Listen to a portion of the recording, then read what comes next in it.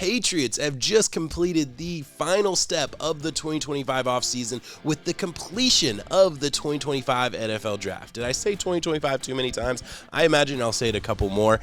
Look, this video, we're going to break down all of the things that the Patriots did in the offseason, what to expect from the New England Patriots next year, and how good this team can really be.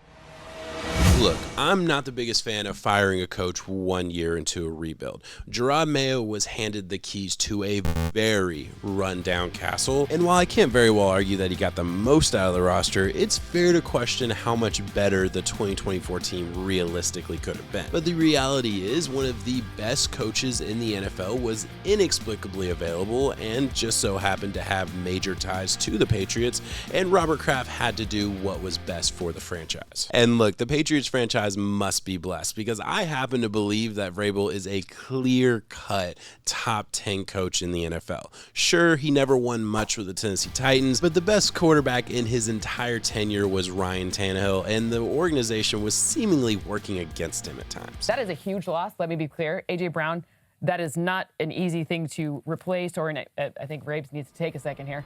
He clearly... With a 54-45 regular season record and a 2-3 record in the playoffs, I would argue that he spent most of his time in Tennessee making chicken salad out of chicken shit.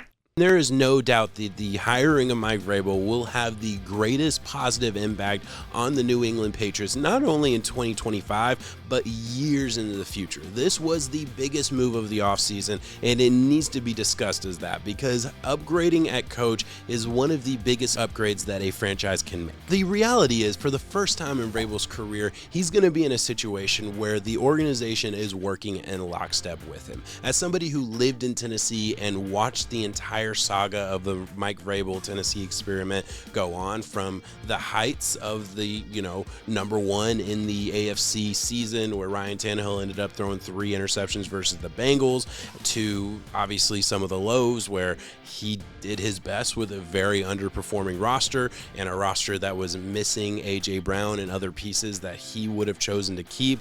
But hey, that is what it is. I might not be asking Robert Kraft for his suggestions on masseuses anytime soon, but we know from history that he knows how to run an organization and how to provide the best assets to his coach and to his team to provide the best possible product on the field.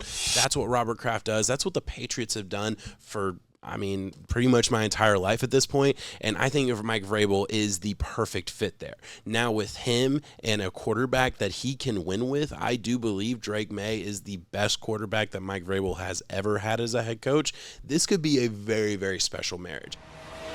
Ironically, the quarterback position was one of the only positions on this roster that didn't need an upgrade this season. And look, the stats are not going to do Drake May justice. He spent most of the 2024 season playing from behind and running for his life. The big-armed, big-body quarterback will definitely have some stuff to clean up after an up-and-down season, but he showed poise in tough moments and plenty of playmaking ability to believe that he can not only be a starting quarterback in the NFL, but lead his team on a championship run. Big plays and big moments is what wins championships, and May has flashes of that playmaking ability all over his 2024 tape. One of those moments that jumps out to me is the touchdown throw against the Titans with zeros on the clock.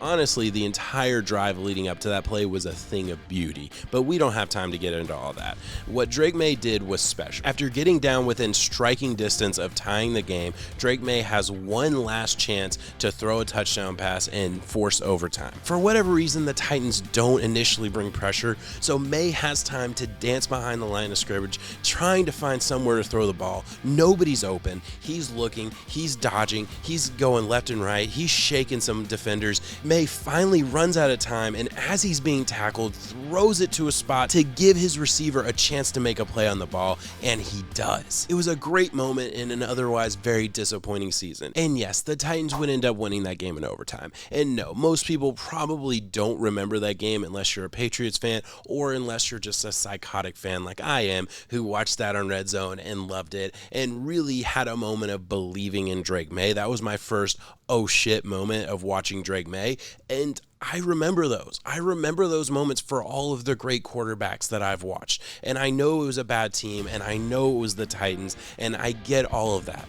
But at the end of the day, you need to see those flashes from your franchise quarterback because, yes, it is very important to make all of the in rhythm, on time plays in the NFL. You don't really get to be a quarterback in the NFL if you can't do that, especially in a McDaniel offense, which he's going to be in this season. I believe in his ability to do that. There might be some things that need to be worked on. That's little stuff. What I want to see, what I need to see from a franchise quarterback is the ability to make big plays. And he consistently showed that. I am 100% a believer in Drake May. I believe he has the potential to be a top 5 quarterback in the NFL. And that's saying a lot in this NFL landscape where there's probably 10 top 5 quarterbacks in the NFL. Let's be real. Now it's just about putting together a roster that's worthy of his talent.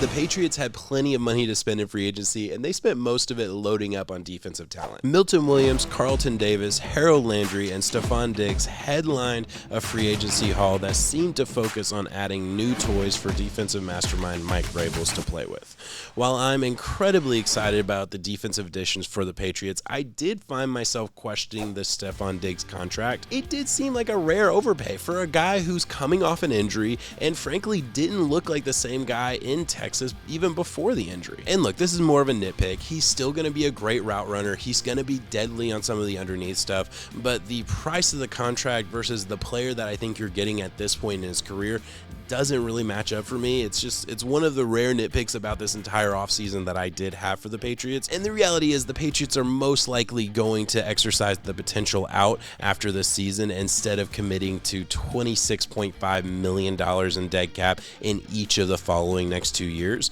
Diggs is a good player. He's going to be a good player for the Patriots. I just didn't expect that kind of contract for a guy way past his prime. But I do understand it. Wide receiver was easily one of the biggest issues for the Patriots last season, and they made some big changes in the offseason. They bring in Diggs and Matt Collins in free agency, as well as Kyle Williams in the draft, a guy who I believe has the potential to be a future number 1 wide receiver for the Patriots. I do expect Diggs and Matt Collins to be on the field a ton. I think Kyle Williams will earn a big role in the offense, and Demario Douglas was probably the best wide receiver from last year. He's still on that roster. I don't know what kind of role he'll really have this year, but he'll certainly have something going on for him. As far as the bottom half of that roster, Polk and Baker were largely disappointments last year, but they still have plenty of potential. And Booty is still there. He's been a popular name in trade talks, so I don't know whether or not to expect him to be on that final roster come September, but we'll see. Switching gears to some of the more recent acquisitions that the Patriots made in the NFL draft. With the 4th overall pick in the 2025 NFL draft, the New England Patriots select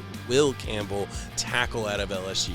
And look, this was considered a slight reach by draft experts because he does profile more as a guard than a tackle, but that all goes out the window when you have a guy who says stuff like this. I'm going to fight and die to protect them with everything I got.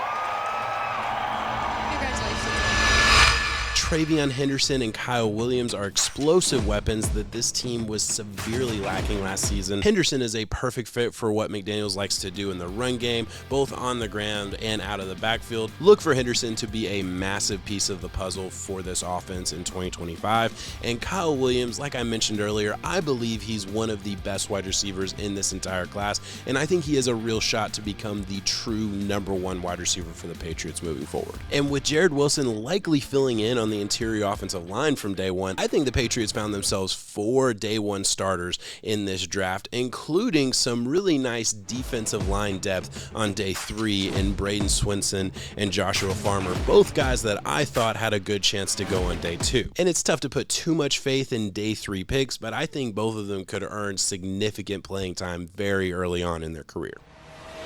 I don't think there's any doubt that the Patriots did more to improve their roster this offseason than any other team in the NFL did. And look, well, are they a championship roster right now? Probably not. We would need some of these younger guys to way outkick their coverage as far as the amount of product and production they bring to the table. But what they did do is put together a roster and a team that is going to be competitive. I don't think they're by any means the bottom of the AFC East anymore. I think my Dolphins are going to have a really good shot at being that this year. But overall, this is a team that did a ton for themselves. Look, is the wide receiver room the best in the NFL? Is it even in the top half? Probably not, but it's not the worst anymore, so that's a huge improvement. The offensive line is still probably going to need some more help in coming seasons. The defensive line probably going to need the same. The depth on those two places are very, very limited, so we're going to need some guys to stay healthy if this team can go as high as I think there is a chance they can go. But hey, that's all conjecture. At the end of the day, this team is now a competitive roster with a coach that I do believe has some championship ability. I think he can absolutely lead a team not only to a Super Bowl win or a Super Bowl run, I think he can lead a team on a dynasty run, which the Patriots are obviously no strangers to. And look, this all comes down to how high can Drake May fly in his sophomore season? How good can these young wide receiver weapons be? How good can Henderson be? I think the defense is going to be good. It was kind of fine last year. They brought in a bunch of talent, so it's going to be, I think, one of the better defenses in the NFL. The real question is the offense and how good it can be. But if the defense is top 10 in the NFL, which I think it's a lock to be, I don't think there's any doubt about that, and the offense is anything close to like top 15 or mid-tier, yeah, this team is going to compete for the playoffs. Probably not the AFC East, just because the Bills feel like they're probably going to be, holding on to that for as long as they can. Certainly this season, it seems like that's still going to be the status quo. But hey, who knows? The NFL is always kind of weird. If the Patriots are able to get in the playoffs, I wouldn't expect them to ultimately compete with teams like the Ravens, Patriots, Bengals if they're healthy, and Bills. But, man, who knows? I think this team is special. This offseason has been special. Guys, that is the total breakdown for the New England Patriots. Please, if you enjoyed this video, if you enjoy content like this, please like, subscribe, help support the channel. I really appreciate it a whole lot. I'm going to get out of here. Thank you so much for watching. Peace.